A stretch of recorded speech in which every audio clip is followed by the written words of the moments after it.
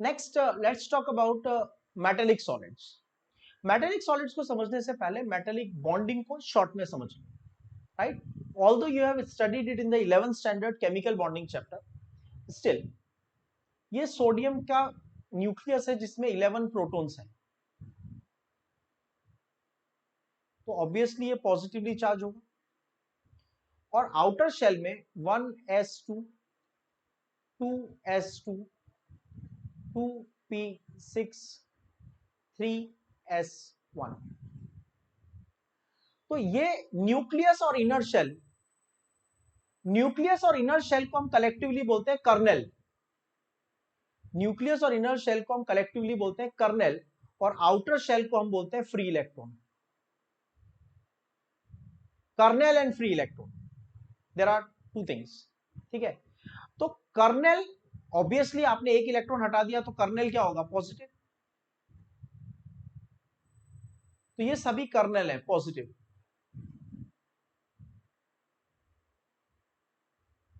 और positive kernel के बीच में फ्री इलेक्ट्रॉन्स प्रेजेंट हैं।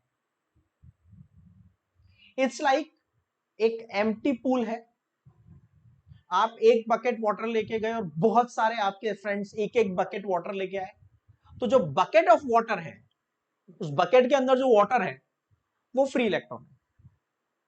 यू आर रिप्रेजेंटिंग कर्नेल, ठीक है? तो आप कर्नेल हैं और आपके बकेट में जो वाटर लेके आए वो फ्री इलेक्ट्रॉन है। सबने एक एक बकेट वाटर कंट्रीब्यूट कर दिया तो पूल बन जाएगा, and then you are standing in the water.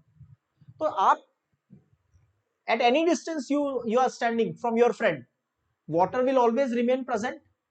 वैसे ही फ्री इलेक्ट्रॉन्स का एक पूल बन जाता है और उसके अंदर कर्नेल प्रेजेंट रहते हैं। तो दो कर्नेल के बीच में, जैसे आप दो फ्रेंड्स के बीच में हमेशा वाटर तो रहेगा, आप कितने भी डिस्टेंस पे खड़े हो, water will always be surrounding you. वैसे ही kernel will be surrounded by free electron, and all positive kernels are attracting the same electron. All positive kernels are attracting the same electron, so they stay together. So this is metallic bonding. That is the C of the delocalized electron, right? Hard, ductile and malleable. अब क्या होगा जब आप इसको hammer करोगे तो एक layer दूसरी लेयर के ऊपर, ये है कर्नेल, ये भी कर्नेल की लेयर, और ये फ्री इलेक्ट्रॉन। तो जब आप हैमर करोगे तो एक लेयर दूसरे पे स्लाइड होगी। जब एक लेयर दूसरे पे स्लाइड होगी, लेकिन फिर भी कर्नेल कर्नेल के कांटेक्ट में नहीं आएगा क्योंकि फ्री इलेक्ट्रॉन साथ में जा रहे हैं। In a pool of water, in a pool of water, if you are moving and your friend is also moving in same direction in और ऑपोजिट डायरेक्शन, तो ऐसा होगा क्या कि बीच में से वाटर हट जाएगा? नहीं। Even in the pool you are moving, the water will remain between you and your friend, right? तो पॉजिटिव पॉजिटिव, कर्नेल कर्नेल एक दूसरे के डायरेक्ट कांटेक्ट में नहीं आएगा, इसलिए स्प्लिट नहीं होगा। तो जब आप हैमर करोगे तो आप इसकी शीट भी बना सकते हो, आप इसके वायर्स भी बना सकते हो। तो ये नॉर्मली ब्रिटल नहीं होता, ये हार्ड होता है, डक्टाइल और मेलिएबल होते हैं। पर हार्डनेस मेटल्स की बहुत वेरिएबल होती है। वैक्स की तरह सॉफ्ट मेटल्स भी हो सकते हैं जैसे सोडियम, राइट?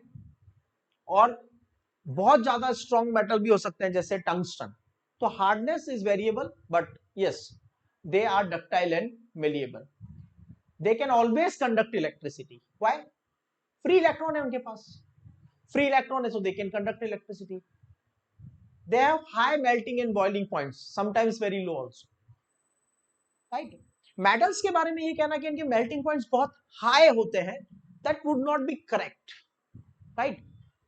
Some metals जैसे सीजियम, right, और गैलियम, ये 35-40 डिग्री पे मेल्ट हो जाते हैं, right? Mercury is liquid at room temperature. But certain metals like tungsten have the melting point more than 3000 degrees Celsius. तो melting points इनके variable हो सकते हैं, but most of the time, कुछ exceptions को छोड़ दो, तो they are fairly high, not very easy to melt, right? Except some metals. Some metals are very easy to melt, जैसे mercury room temperature पे, गैलियम को आप hot water में डाल दो, melt हो जाएगा। सीजियम इंडियन समर्स में right? It will be in the liquid form, right? Particles held together by the metallic force. इनकी जो बाइंडिंग एनर्जी है ये आयोनिक से कम है. आयोनिक में कितना था? 400 to 4000. यहां पर कितना है? 70 to 100 किलो जूल पर मोल.